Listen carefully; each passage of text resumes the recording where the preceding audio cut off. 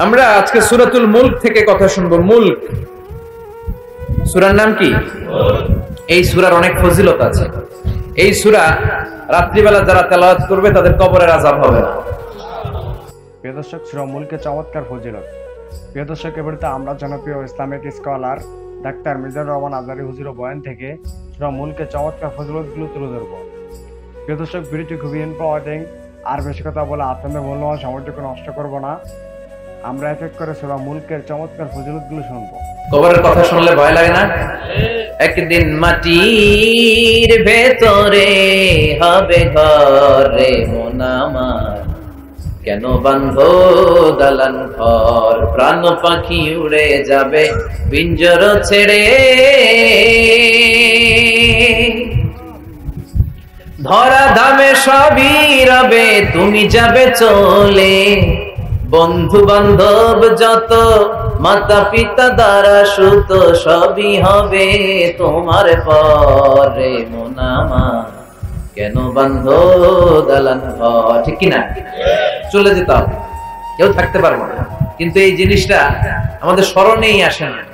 এত ব্যস্ততা, এত মায়া জাল, এত মায়ার জালে আমরা আটকে আছি। এত ব্যস্ত লাইফ, সকালবেলা অফিস, বিকেল বেলায় অমুক কাজ, তারপরে অমুক কাজ, একটার পর একটা কাজ চলতেই থাকে। এই ব্যস্ততার কারণে আমাদের জীবনটা সুপার বিজি লাইফ আমরা লিড করছি, আমাদের জন্য সময়ই নাই। কিন্তু চলে যেতে হবে। এজন্য সাইয়েদনা ওমর ফারুক বলতেন, মুতু ক্বাবলা আন তামুতু, মরার আগে একবার মরো। হাসিবু ক্বাবলা আন তুহাসাবু আলাইকুম, তোমার হিসাব নেওয়ার আগে তুমি তোমার একবার হিসাব নাও। আমাদের প্রত্যেকের নিজের একটা হিসাব আছে না নাই? কথা বলেন।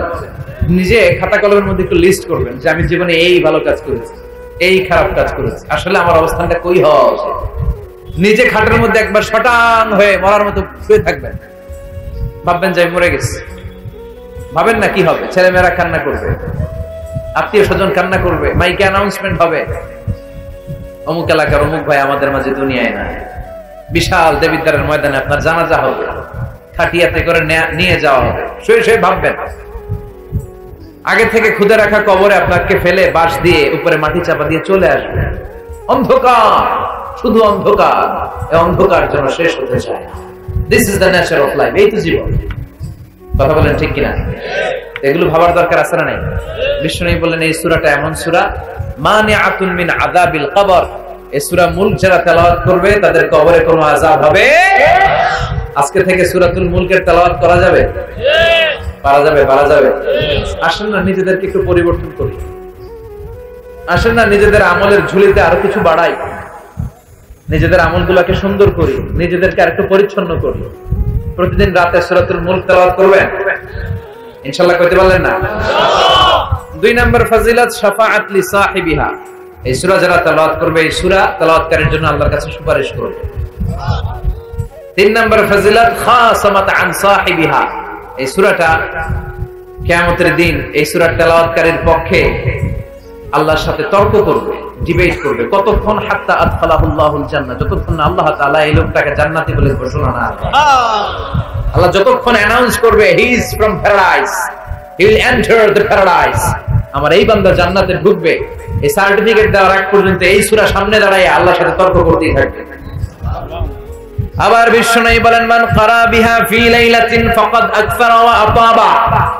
রাত্রি বেলায় যেই ব্যক্তি এই সূরাটা তেলাওয়াত করবে তার রাত্রিটারে বরকতময় করে দিবে কে?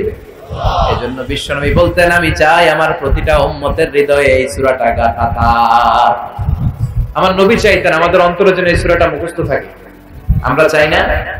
30 মাত্র আয়াত। কয় আয়াত? সবাই বলেন কয় আয়াত? প্রতিদিন এক আয়াত মুখস্থ করলে আমাদের পুরো সূরাটা মুখস্থ করতে লাগবে কয়দিন? 30 দিন। 1 মাসের চেষ্টায় সূরাটা মুখস্থ করা যাবে না? দেবিদ্বারের ভাইরা করা যাবে? আওয়াজ করে পড়েন ইনশাআল্লাহ।